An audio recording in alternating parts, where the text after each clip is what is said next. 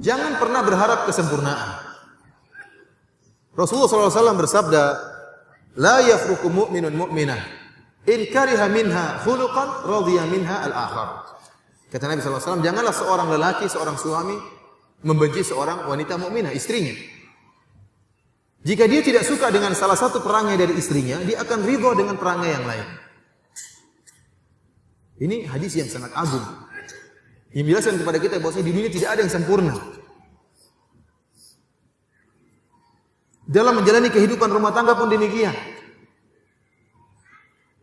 Kalau kita berharap kesempurnaan dari istri kita, maka kita tidak akan pernah bahagia. Istri kita tidak akan sempurna, sebagaimana kita tidak sempurna. Kalau yang diingat adalah kesalahan-kesalahan istri kita terus, kita tidak akan pernah bahagia. Ingat, istri kita masih banyak kebaikannya.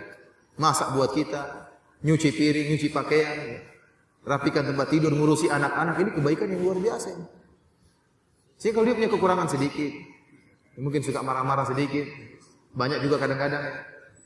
Terus misalnya suka protes sedikit-sedikit, ya, ini nasihati. Dan ini kekurangan yang tertutupi dengan begitu banyak kebaikan. Itu kekurangan-kekurangan yang tertutup dengan banyak kebaikan. Demikian juga dalam menjalani segala kegiatan. Kerja di kantor misalnya, sama teman-teman. Teman-teman yang mungkin punya kekurangan. Jangan antum harapkan kesempurnaan dari teman-teman. Akhirnya apa? Kalau kita mengharapkan kesempurnaan, kita pun akhirnya melihatnya mencela terus. Akhirnya apa? Menjalani kehidupan kerjaan dengan tidak tenang, gelisah. Bergaul dengan teman juga demikian. Teman sekali salah sudah tidak mau bergaul lagi. Kenapa? Dia mengharapkan kesempurnaan dari temannya. Masukin anak di pondok pun demikian. Lihat pondoknya ada kekurangannya. Ya, jangan lihat kekurangannya saja. Terus masukin anak ke pondok mana kalau gitu? Setiap pondok pasti ada kekurangannya. Jangan pernah berharap kesempurnaan. Barang siapa yang berharap kesempurnaan di dunia, dia tidak akan pernah bahagia. Akhirnya apa? Dia lihat kekurangan di pondok anaknya. Dia pun menggerutu, ngomel, tidak puas. Akhirnya anaknya dikeluarkan. Entah dimasukkan kemana. Yang lebih parah mungkin. Dan demikian terus. Oleh karenanya, berusaha jangan melihat kekurangan saja dan jangan mengharapkan kesempurnaan.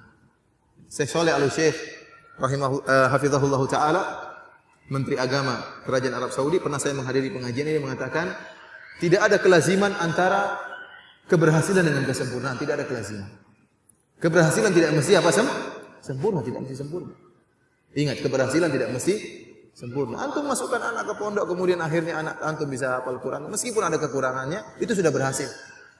Itu sudah berhasil, meskipun keberhasilan bertingkat-tingkat. Tapi kalau kesempurnaan, maka tidak akan pernah antum dapati. Barang siapa yang bermuamalah dengan istrinya, dengan menghadirkan dalam dirinya bahwasanya tidak ada yang sempurna, istrinya pasti punya kekurangan dan punya kelebihan, maka dia akan hidup dengan rileks, dengan tenang. Sesekali diomelin istrinya, dia tenang. Oh, istriku Masya Allah, nanti malam dia layani saya. Sekarang ngomelin, biarin, gak jadi masalah. Dia ingat kebaikan istrinya. Tapi kalau dia sambut omelan tersebut, dia lupa dengan kebaikan istrinya, maka bisa buyar. Hidupnya penuh dengan kesengsaraan, kegelisahan.